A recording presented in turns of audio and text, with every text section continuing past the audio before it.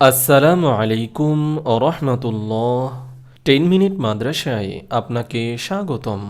আজ আমরা জানব পৃথিবীতে কোন নবীর পর কোন নবীর আগমন হয়েছে। নবী রাসূলরা আল্লাহর মনোনীত ও প্রেরিত পুরুষ। পৃথিবীর বুকে আল্লাহর একত্ববাদের প্রতিষ্ঠা ও তার দিন প্রচারের জন্য আল্লাহ তাআলা তাদের নির্বাচিত করেছেন। পৃথিবীতে আল্লাহ তাআলা অসংখ্য নবী রাসূল প্রেরণ করেছেন। তাদের ভেতর 25 জনের নাম পবিত্র কোরআনে উল্লেখ আছে। এর মধ্যে 18 জনের নাম সূরা আনআমের 83 থেকে 86 নম্বর আয়াতে একত্রে বর্ণিত হয়েছে এবং বাকিদের নাম অন্যত্র এসেছে। মুসলিমরা নাম জানা ও অজানা সব নবী ও রাসূলকে সত্য বলে বিশ্বাস করে। প্রথম মানুষ আদম আলাইহিসসালামের মাধ্যমে পৃথিবীতে নবী আগমনের ধারাক্রম শুরু হয় এবং মহানবী সাল্লাল্লাহু আলাইহি ওয়াসাল্লামের মাধ্যমে তা শেষ হয়। ঐতিহাসিকরা কোরআন ও হাদিসে বর্ণিত নবী রাসূলদের আগমনের একটি ধারাক্রম বর্ণনা করেন। এই ধারাক্রম যতটা না কোরআন হাদিস নির্ভর, তার চেয়ে বেশি ইতিহাস আশ্রিত। তবে কোরআনের আয়াত থেকেও নবী রাসূলদের ধারাক্রম সম্পর্কে ধারণা পাওয়া যায়। এই ভিডিওতে তা তুলে ধরা হলো। আদম আলাইহিসসালাম পৃথিবীর প্রথম মানব। আদম আলাইহিসসালাম পৃথিবীর প্রথম মানব ও প্রথম নবী আদম আলাইহিসসালাম। তার মাধ্যমেই নবী আগমনের ধারাক্রম শুরু হয়। আবু উমামা বাহিলি রাদিয়াল্লাহু তাআলা আনহু থেকে বর্ণিত, তিনি বলেন, এক ব্যক্তি জিজ্ঞেস করে, হে আল্লাহর রাসূল, আদম আলাইহিসসালাম কি নবী ছিলেন? রাসূল সাল্লাল্লাহু আলাইহি ওয়াসাল্লাম বলেন, হ্যাঁ, আল্লাহর কালামপ্রাপ্ত নবী ছিলেন। শীস আলাইহিসসালাম ঐতিহাসিকরা বলেন, আদম আলাইহিসসালামের পর তার পুত্র শীস আলাইহিসসালামকে আল্লাহ তাআলা নবী মনোনীত করেন। আল্লামা ইবনে কাসির রহমতুল্লাহি আলাইহি বলেন, আদম আলাইহিসসালাম মারা যাওয়ার পর তার পুত্র শীস তার স্থলাভিষিক্ত হন। ইদ্রিস আলাইহিসসালাম শীস আলাইহিসসালামের পর কোন নবীর আগমন হয়েছিল তা নিয়ে ঐতিহাসিকদের ভেতর মতভিন্নতা রয়েছে। আল্লামা ইবনে কাসির রহমতুল্লাহি আলাইহি সহ একদল ঐতিহাসিকের মত হল তিনি ছিলেন ইদ্রিস আলাইহিসসালাম। অন্যরা বলেছেন নূহ আলাইহিসসালাম। নূহ আলাইহিসসালাম ছিলেন প্রথম রাসূল। যেসব নবী আল্লাহর পক্ষ থেকে শরীয়ত বা জীবন বিধান লাভ করেছিলেন তারাই হলেন রাসূল। পবিত্র কোরআনের একাধিক স্থানে নূহ আলাইহিসসালামের বর্ণনা এসেছে। তিনি তার মূর্তি পূজারী জাতিকে 950 বছর ইসলামের দাওয়াত দেন, কিন্তু খুব সামান্য সংখ্যক মানুষই তা গ্রহণ করে। অতঃপর তাদের অবাধ্যতার জন্য আল্লাহ তাআলা প্লাবনের মাধ্যমে সেই জাতিকে ধ্বংস করে দেন। তাদের পরিণতি সম্পর্কে পবিত্র কোরআনে এরশাদ হয়েছে, আমি নূহকে তার জাতির কাছে প্রেরণ করেছিলাম। সে তাদের মধ্যে 50 বছর কম 1000 বছর অবস্থান করে। অতঃপর মহাপ্লাবন তাদের গ্রাস করে, কারণ তারা ছিল সীমা লঙ্ঘনকারী। সূরা আনকাবুত আয়াত 14। হুদ আলাইহিসসালাম নূহ আলাইহিসসালামের পর হুদ আলাইহিসসালামের আগমন হয়।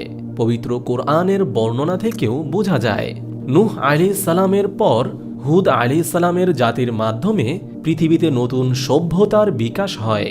আল্লাহ তাআলা বলেন, তোমরা স্মরণ করো যখন নূহের পর তোমাদের স্থলাভিষিক্ত করা হয়েছিল। সূরা আরাফ আয়াত 69। সালেহ আলাইহিসসালাম পবিত্র কোরআনের বর্ণনা থেকে ইঙ্গিত পাওয়া যায় যে হুদ আলাইহিসসালামের জাতির পর সালেহ আলাইহিসসালামের জাতির আবির্ভাব হয়। ইতিহাসে তারা সামুদ নামে পরিচিত। এরশাদ হয়েছে, তোমরা স্মরণ করো যখন আদ জাতির পর তোমাদের স্থলাভিষিক্ত করা হয়েছিল। সূরা আরাফ আয়াত 74।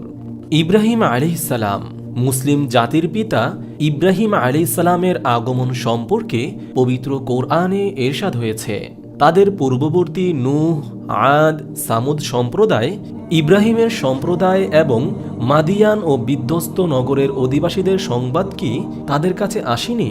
সূরা তাওবা আয়াত 70। এ আয়াতের বিবরণ থেকে ধারণা হয় সামুদ সম্প্রদায়ের পর ইব্রাহিম আলাইহিসসালামের আগমন হয়। তার সম্প্রদায়ের নাম ছিল সাবিয়া। তারা চন্দ্র, সূর্য, গ্রহ ও নক্ষত্রগুলোর পূজা করত।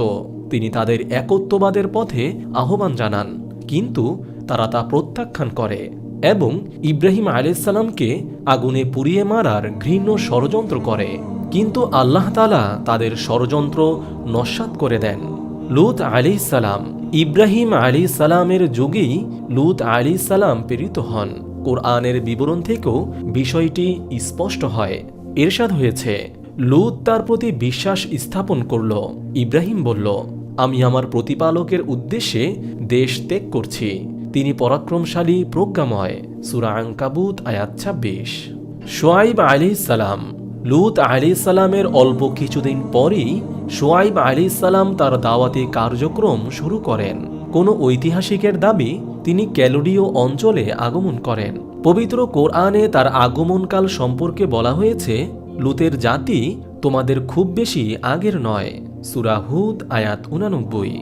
ইসমাইল আলাইহিস সালাম, ইব্রাহিম আলাইহিস সালাম ও তার স্ত্রী হাজেরা আলাইহিস সালামের ঔরসে জন্ম হয় ইসমাইল আলাইহিস সালামের। তিনি পবিত্র কাবাঘর নির্মাণে তার পিতাকে সাহায্য করেন। ইসমাইল আলাইহিস সালামকে আরব জাতির পিতা বলা হয়। তার বংশধররা আরব সভ্যতার বিকাশে গুরুত্বপূর্ণ ভূমিকা রাখেন। নবী মুহাম্মদ সাল্লাল্লাহু আলাইহি ওয়াসাল্লাম ছিলেন তার বংশধর। তিনি আমালিক ও জুরহুম গোত্রের লোকদের মধ্যে এবং ইয়ামান আদিবাসীদের দ্বীনের দাওয়াত দেন। ইসহাক আলাইহিস সালাম, ইব্রাহিম আলাইহিস সালাম ও তার স্ত্রী সারার ঔরসে জন্ম নেন ইসহাক আলাইহিস সালাম। তার বংশধরদের মধ্য থেকে অসংখ্য নবী ও রাসূলের আগমন হয়। তাদের বেশিরভাগই বনি ইসরাইলের নবী হিসেবে আগমন করেন। ইসহাক আলাইহিস সালামের বংশধারা থেকে আল্লাহ তাআলা একাধিক নবী প্রেরণ করেন। তাদের ধারাক্রম এমন: ইয়াকুব আলাইহিস সালাম, ইউসুফ আলাইহিস সালাম, আইয়ুব আলাইহিস সালাম, যুলকিফ আলাইহিস সালাম, ইউনুস আলাইহিস সালাম, মূসা আলাইহিস সালাম, হারুন আলাইহিস সালাম, খিজির আলাইহিস সালাম, ইউশা ইবনে নুন আলাইহিস সালাম, ইলিয়াস আলাইহিস সালাম, দাউদ আলাইহিস সালাম, সুলাইমান আলাইহিস সালাম, জাকারিয়া আলাইহিস সালাম, ইয়াহইয়া আলাইহিস সালাম ও ঈসা আলাইহিস সালাম। এসব নবীর বেশিরভাগ বনি ইসরাইলের প্রতি প্রেরিত হয়। সর্বশেষ নবী মুহাম্মদ সাল্লাল্লাহু আলাইহি ওয়াসাল্লাম। আল্লাহ তাআলা মুহাম্মদ ইবনে আবদুল্লাহ বিন আব্দুল মুত্তালিবের মাধ্যমে নবী রাসূলের ধারাক্রমের ইতি টানেন। তিনি ছিলেন ইসমাইল আলাইহিস সালামের বংশধর। মক্কার কোরাইশ বংশে জন্মগ্রহণ করলেও তিনি কিয়ামত পর্যন্ত আগত সব মানুষের নবী। তারপরে আর কোনো নবী আগমন করবেন না। পবিত্র কোরআনে ইরশাদ হয়েছে, মুহাম্মদ তোমাদের মধ্যে কোনো পুরুষের পিতা নন, তবে তিনি আল্লাহর রাসূল এবং সর্বশেষ নবী। আল্লাহ তাআলা সব বিষয়ে অবগত। সূরা আহজাব আয়াত ৪০।